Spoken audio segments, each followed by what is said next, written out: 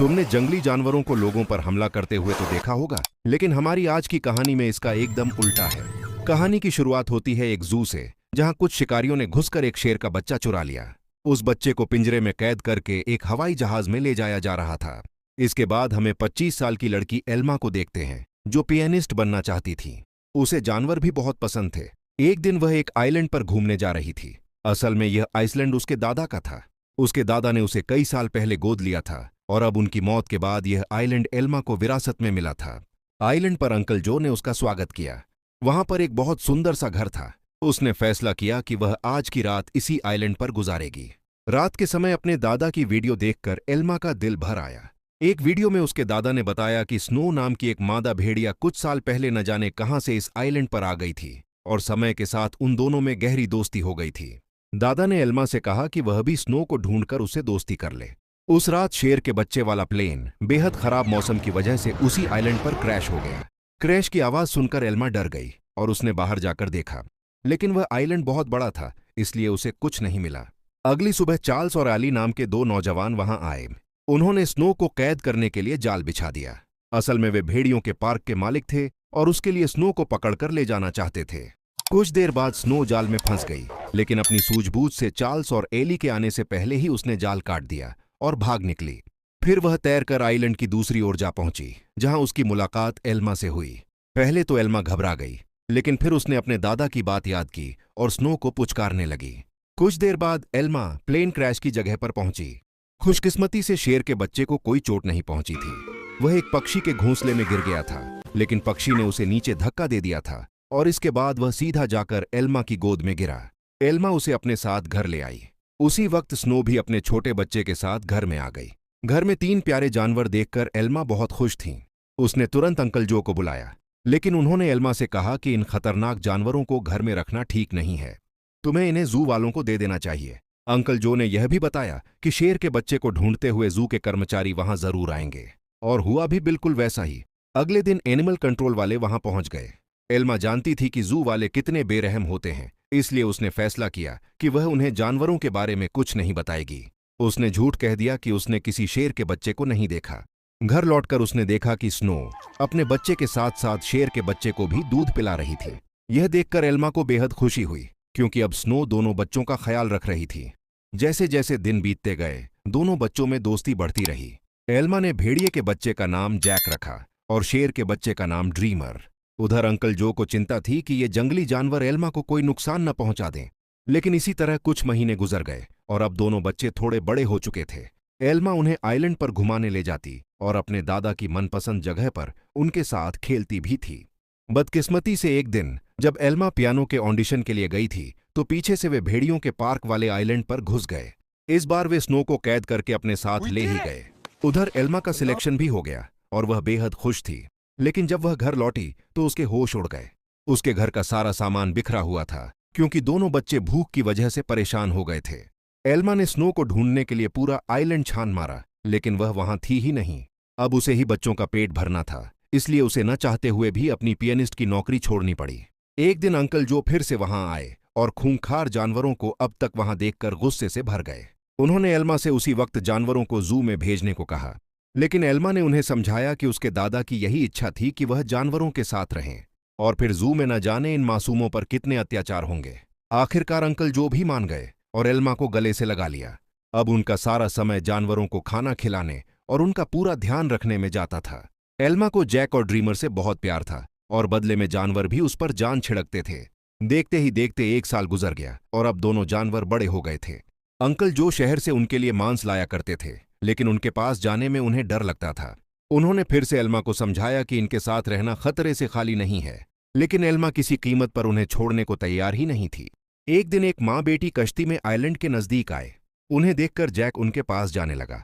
जैसे ही एल्मा ने यह सब देखा, वह जैक को रोकने के लिए भागी, लेकिन वह एक पत्थर से टकराकर नीचे गिर गई और उसके सिर में चोट लगने की वजह से वह उसी वक्त बेहोश हो गई। वह माँ बेटी यह सब नहीं देख पाईं और वापस कश्ती में चली गईं।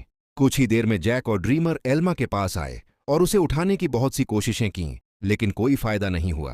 वे कई घंटों तक जोर जोर से आवाज लगाकर मदद के लिए पुकारते रहे, लेकिन कोई नहीं आया। जल्द ही रात हो गई और दोनों जानवर एल्मा से सट कर बैठ गए। उन्होंने पूरी रात जागकर एल्मा को गरमाया। अगली सुबह अंकल जो ने एल्मा को कई बार कॉल की, लेकिन कोई जवाब न मिलने पर वह समझ गए कि कुछ तो गड़बड़ जरूर है। वह तुरंत आइलैंड पर पहुंचे। उन्हें लगा कि जंगली जानवरों ने एल्मा पर हमला कर दिया होगा, इसलिए उन्होंने एनिमल कंट्रोल वालों को कॉल कर दिया। लेकिन जब उन्हें एल्मा बेहोश मिली और जानवरों को उसकी रक्षा करते देखा तो उन्हें अपनी इस हरकत पर बहुत पछतावा हुआ। इसके बाद जब एल्मा को हॉस्पिटल ले जाया गया तो डॉक्टर ने उन्हें बताया कि जैक और ड्रीमर ने उसे गर्माहट न दी होती तो शायद वो आज जिंदा न होती। उधर एनिमल कंट्रोल वालों ने जैक को पकड़कर इले और कार्ल्स को सौंप दिया। उन्हें एहसास हो गया कि जैक तो स्नो का ही बचा है। उधर ड्रीमर को एलन नाम के एक आदमी को भेज दिया गया जो एक जू चलाता था। एलन बहुत बेरहम आदमी था जो अक्सर अपने जानवरों को पीटा करता था, लेकिन अपने बाप से बिल्कुल उल्टा। उसका बेटा राफा बहुत नरम दिल का था। जल्द ही उसकी दोस्ती ड्रीमर से हो गई, लेकिन कुछ ही दिनों में बेचारे ड्रीमर को कई नशीली दवाइयां देकर सर्कस में करतब करने के लिए मजबूर किया जाने लगा। ड्रीमर ने अब तक की अपनी जिंदगी मजे से आइलैंड पर गुजारी थी, लेकिन इन बेरहम लोगों ने उस पर काफी बुरा असर डाला। इसलिए राफा अक्सर उसके पास जाकर उसे शांत करने की कोशिश करता था। उधर हॉस्पिटल में एल्मा ने होश में आते ही जैक और ड्रीमर के बारे में पूछा। अंकल जो ने भारी दिल के साथ उसे सब सच बता दिया। जैसे ही एल्मा हॉस्पिटल से बाहर आई वो सीधा एनिमल कंट्रोल के दफ्तर में पहुंची। उसे पता चला कि जैक को तो भेड़ियों के पार्क में भेज दिया गया है और ड्रीमर को उन्होंने एक सर्कस ग्रुप को दे दिया था। ये सुनते ही वह गुस्से से भर गई और ऑफिसर पर चिल्लाने लगी, लेकिन अंकल जो ने उसे शांत किया। कुछ समय बाद एल्मा ने इलाई को फोन करके जैक के बारे में पूछा। इलाई ने बताया कि जैक बहुत खुश है और यहां उसके कुछ दोस्त भी बन गए हैं। इससे एल्मा को थोड़ी तसल्ली मिली, लेकिन अब भी वो ड्रीमर के लिए बहुत परेशान थी। अगले कुछ हफ्तों तक वह शहर की हर एक सर्कस में गई और सबसे ड्रीमर के बारे में पूछताछ की, लेकिन कुछ हाथ नहीं लगा। उधर ड्रीमर की वजह से एलन की मोटी कमाई होने लगी थी।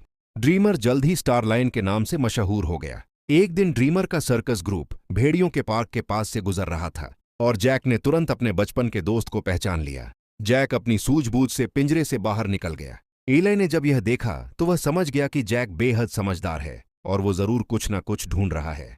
जल्द ही जैक उस तक पहुंच गया जिसे वह ढूंढ रहा था। उसने बड़ी चालाकी से ड्रीमर को भी पिंजरे से छुड़ा लिया। इतने महीनों के बाद एक दूसरे से मिले तो दोनों जमकर खेले। जब एलन को ड्रीमर के भागने का पता चला तो उसने गुस्से में बेहोश करने वाली बंदूक निकाल ली। उसके बेटे राफा ने उसे रोकने की बहुत कोशिश की, लेकिन लालची एलन ने उसकी एक न सुनी। हार कर राफा भी ड्रीमर को ढूंढने के साथ चल पड़ा। एलन ने इलाई को भी ड्रीमर के बारे में बता दिया। अब वो समझ गई थी कि जैक और ड्रीमर दोनों साथ ही हैं। इसी वजह से पूरे शहर में हाई अलर्ट जारी कर दिया गया। उस शाम इलाई ने एल्मा को सब कुछ बताया और कहा कि एनिमल कंट्रोल वाले दोनों जानवरों के पीछे पड़े हैं। ये सुनकर एल्मा घबरा गई, लेकिन इलाई ने बताया कि उन्होंने जैक के शरीर में एक ट्रैकर फिट किया था। जैक और ड्रीमर की आखिरी लोकेशन एक जंगल के आसपास थी। अब एल्मा और इलाई ने मिलकर जानवरों को ढूंढने का फैसला किया। उधर दोनों जानवर शहर में खुलेआम घूम रहे थे, इसलिए पुलिस ने शूट एट साइट के ऑर्डर दे दिए। बाद में दोनों जानवर फिर से जंगल में पहुंच गए, जहां एलन और राफा ने उन्हें देख लिया। लालची एलन ने ड्रीमर पर अपनी ट्रैंक्विलाइजर गन से हमला कर दिया, लेकिन उसी वक्त जैक बीच में आ गया और अपने दोस्त के बदले खुद गोली का शिकार हो गया। बेचारा जैक उसी वक्त बेहोश हो गया, जबकि ड्रीमर को वहां से भागने का मौका मिल गया। उसके भाग जाने के बाद राफा ने तुरंत जाकर ट्रैकर हटाया और उसे दवाई दे दी, जिससे बेहोशी की गोली का असर खत्म हो जाए। कुछ देर बाद बाप बेटा एक बार में पहुंचे और इली और एल्मा भी एक ट्रैकर के जरिए उन तक पहुंच गए। एलन ने उनसे कहा कि उसके पास कोई ट्रैकर वगैरह नहीं है और उन्हें बाहर भेज दिया, लेकिन समझदार राफा ने बाथरूम का बहाना बनाकर इलाई और एल्मा को सब सच बता दिया। वो उन्हें जंगल में ले गया, जहां आखिरकार उन्हें ड्रीमर मिल गया। इसके बाद ड्रीमर उन्हें एक झोपड़ी में ले गया, जहां जाकर वह आराम कर रहा था। खुशकिस्मती से उसे सही टाइम पर होश आ गया था, लेकिन तभी उन्हें पुलिस के आने का शक हुआ, तो एल्मा ने दोनों जानवरों को खुफिया रास्ते से भगा दिया। अब आयरलैंड तक पहुंचने के लिए उन्हें सिर्फ एक नदी पार करनी थी। पुलिस से बचने का यही एक रास्ता था, लेकिन वहां कोई कश्ती नहीं थी, इसलिए सबको तैर कर ही जाना होगा।